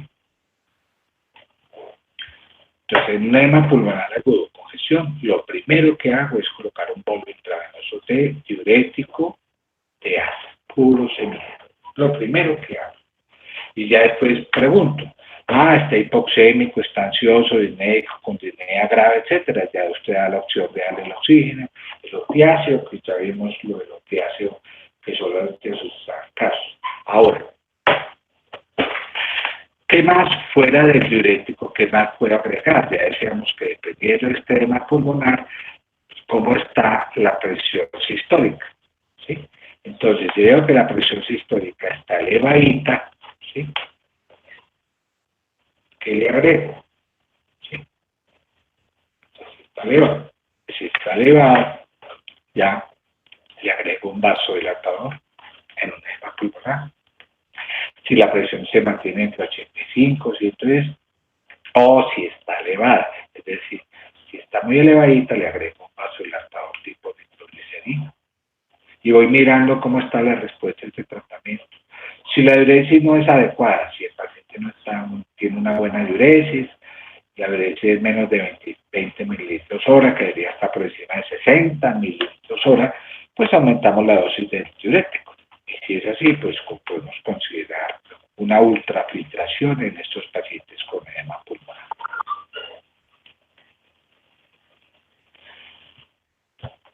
Los diuréticos reducen la mortalidad en pacientes con ICA, ¿sí? Pues hubo un estudio, es este que aparece aquí en el 2017, que evaluó la asociación entre el tiempo de tratamiento, de inicio del tratamiento con furosemida y la mortalidad hospitalaria en estos pacientes. Aquí se incluyeron en este estudio reality age pacientes mayores de 20 años que acudieron al servicio de urgencias dentro de las 3 primeras horas de su primera evaluación, para evaluar qué tanto mejoraba la mortalidad en esos pacientes que le iniciaban furosemida. Bien, entonces establecieron que entre más tiempo se demore en iniciar la furosemida, más riesgo de mortalidad hospitalaria hay. ¿Sí? Entonces, ¿qué establecieron con esto? Resulta que cuando se inició el tratamiento en los primeros 60 minutos de contacto médico en la primera hora, sí mostró que la furosemida redujo la mortalidad en un 61% estadísticamente significativo, con una P de 0.002, ¿sí? Hecho que es muy relevante, sobre todo en pacientes de mayor riesgo, donde en términos generales sí la redujo en un 61% y en pacientes de más riesgo se redujo en un 46%. Y esto lo muestra la gráfica. De toda la cohorte estudiada, se demostró una reducción del 61% de mortalidad. Y se dividieron en grupos de bajo y alto riesgo. Los pacientes que presentaban más riesgo fueron pacientes más beneficiados, puesto que redujo el riesgo de mortalidad hospitalaria en un 42%, comparado con otros grupos de bajo riesgo. ¿Sí? Entonces, reduce la mortalidad el uso precoz de la furosemida en los primera hora de estancia hospitalaria, sí. Por eso entonces las guías que establecen que en un paciente con congestión en ICA, al ingreso, la primera hora de asistencia, debe recibir furosemida. ¿Qué dosis? Depende. No recibía tratamiento diurético previo, es un paciente posiblemente con una ICA de nuevo, entonces le damos 1 o 2 ampollitas en bolo intravenoso, míralo acá, inicialmente la primera hora. No, el paciente venía recibiendo tratamiento diurético previo, entonces le damos una dosis intravenosa mayor a la dosis previa que recibió, o sea, usualmente una dosis intravenosa que duplica o 2.5 veces la dosis previa en la primera hora. Entre las 2 y 6 horas, ¿sí? Entonces vamos valorando la respuesta, seguimos con la furosemida, ¿sí? Y miramos la respuesta clínica. No mejora, o sea, síntomas de congestión, duplicamos la dosis, vean, duplicamos la dosis intravenosa por 2 cada 12 horas. Pero si mejoró, seguimos la dosis que manteníamos recibiendo, 20 a 40 miligramos cada 12 horas. Y miramos la bioquímica del paciente. Miramos, tiene una buena diuresis, ¿sí? Entonces mantenemos la dosis, ya mejoró la diuresis debe subir por encima, casi el doble o más, 150 mililitros hora, entonces mantenemos la dosis. No, que está por debajo de este valor, entonces duplicamos la dosis cada 12 horas. Eso es lo que se hace en las primeras 2 a 6 horas. Y a las 24 horas de haber ingresado el paciente, valoramos la congestión y la diuresis y miramos si en 24 horas la diuresis fue mayor o menor a 3 litros día. ¿Sí? Entonces, dependiendo de eso, pues vamos aumentando la dosis de furosemida, ¿sí? Doblamos la dosis, o le podemos agregar medicamentos asociados vía oral como las tiazidas o antialdosterónico, depende de la respuesta, y si no hay respuesta, pues hacemos intervención con nefrólogo para ver si hay necesidad o no hacerle ultrafiltración, que no hay respuesta a la furosemida. Entonces, en términos generales, cuando uno tiene un edema pulmonar de alta presión, además de colocar al paciente en posición semipole, colocar profilaxis, el oxígeno, si hay que darle ventilación, restricción de líquidos, etcétera, ¿sí? Entonces, nosotros podemos empezar a valorar el uso de vasodilatadores o de opiáceos si la disnea es grave y severa. Pero específicamente para el caso de la furosemida, pues acuérdese que de entrada vamos a un bolo intravenoso de 20 a 40 miligramos, que es lo que se hace usualmente y así se recomienda. Monitorizamos el gasto urinario y vamos viendo a ver cómo está. Debe tener un gasto urinario por encima de 60 mililitros hora, que es lo que uno busca, ¿cierto? Si hay respuesta, continuamos por glucosemia. Eso depende de cada esquema, unos utilizan cada 8, otros cada 12 horas, ¿sí? Etcétera, etcétera. Es lo que hace uno usualmente, ¿sí? Entonces, en términos generales, la dosis inicial recomendada es 1 a 2 ampollas a su ingreso, ¿cierto? Y vamos controlando según el ingreso del paciente y vamos subiendo, etcétera, etcétera. Esa es la carreta que le echa uno, ¿cierto? Bueno, entonces finalmente, ¿qué decimos cuando hay una mala respuesta al diurético en 24 horas? Pues que persiste la congestión. Pese a que usted está dando dosis que operan 240 miligramos en 24 horas, está diciendo este paciente está resistente a este medicamento. Pero eso es lo que uno hace usualmente. Eso es en cuanto a los diuréticos en Doctor. falla cardíaca. Sí. Qué pena, no le entendí muy bien eso de la congestión persistente. ¿Cuál es la dosis que se da? O sea, ¿cómo se modifica el tratamiento si se presenta la congestión persistente? Ya. Si hay congestión persistente, no es que, por ejemplo, usted dice, ya le he dado una dosis muy alta, una dosis alta se considera, por ejemplo, que está diciendo acá, ¿cierto? 240 durante las primeras 24 horas, que 240 es una dosis muy alta, darle 120 debería como repartir más o menos 240, dígalo de 20, ¿eso qué quiere decir? Que está colocando cuántas dosis, cuántas ampollas, cuántas. Una ampolla trae 20, entonces ¿cuántas ampollas? 12 ampollas. Divídalo en cada 6 si es que le va a poner cada 6. Entonces, 12 ampollas dividido en 6, o sea, 6 que es el intervalo. 12 ampollas dividido en 4, ¿cuánto le da? 3 ampollas, o sea, 60 cada 6 horas, o 80 cada 8, o 120 cada 12. Si a esa dosis usted no le responde, usted debe decir, este paciente tiene una mala respuesta al diurético. ¿Y qué opción hay? Una opción es la ultrafiltración, y ya lo había establecido en la gráfica anterior. La ultrafiltración es una medida que se reserva para esos pacientes que tienen una mala respuesta al diurético, que tiene signos de congestión pese a que le está colocando dosis alta. Esto es un signo de mal pronóstico a corto plazo y por eso debe acudir a otros métodos como la ultrafiltración para que usted la revise. ¿Sí? Listo, doctor. Bueno, eso era el tema de diuréticos. Mañana vamos a ver los otros medicamentos, vasodilatadores.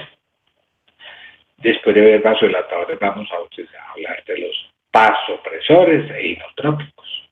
¿Sí? Una vez terminado todos estos medicamentos, pasamos a hablar de la falla cardíaca crónica, ¿sí? La insuficiencia cardíaca como tal. Y vamos a revisar todas esas guías y todo eso. Esto era el concepto inicial de falla cardíaca aguda, ¿sí? Ya habiendo revisado hoy diuréticos. ¿Qué es que ya vimos diuréticos, entonces nunca más volvemos a verlo? No, diuréticos lo vamos a hablar sobre todo cuando hablemos de hipertensión, de falla cardíaca crónica. O sea que esto es el uso de diuréticos en falla cardíaca aguda. Entonces, muchos son los capítulos que vamos a hablar de los diuréticos. Cuando hablemos de falla cardíaca crónica, establecemos los que más se usan, y cuando hablemos de hipertensión, vamos a hablar también de nuevo de los usos de diuréticos en hipertensión arterial. Muchas gracias. Gracias, doctor. Doctor, una pregunta. Usted dijo que el uso de diuréticos era a corto plazo ahí, ¿cierto? Sí. ¿Por cuánto tiempo máximo lo puedo dar? Depende de la respuesta del paciente, pero generalmente los pacientes responden en 48 a 72 horas, ¿sí? O sea, usted cuando ingresa le pone el diurético y va viendo la respuesta. Los síntomas de descongestión empiezan a aparecerse en los primeros minutos. Usted puede, en términos de 24 a 48 horas, ver que el paciente mejoró, entonces usted ya puede pasar a vía oral y continuar el tratamiento de la falla cardíaca. ¿Me comprende? Sí, gracias. ¿Y cómo evalúo yo? Pues estoy mirando si tiene todavía persistencia de estertores. Ve cómo han mejorado los estertores. Mira cómo están los electrolitos, mira la función renal, mira todos los signos de todo eso, la compensación de eso. Y va mirando en qué forma va desescalando la vía intravenosa y ya lo puede pasar después a una vía oral. ¿Sí? Porque no es que el paciente terminó el diurético y hasta luego, no. Posiblemente ese paciente va a necesitar unos días más hasta que ya finalmente, si ya no hay síntomas de congestión, lo suspende. No hay un límite de tiempo definido. Gracias, doctor. Bueno, muchas gracias a ustedes.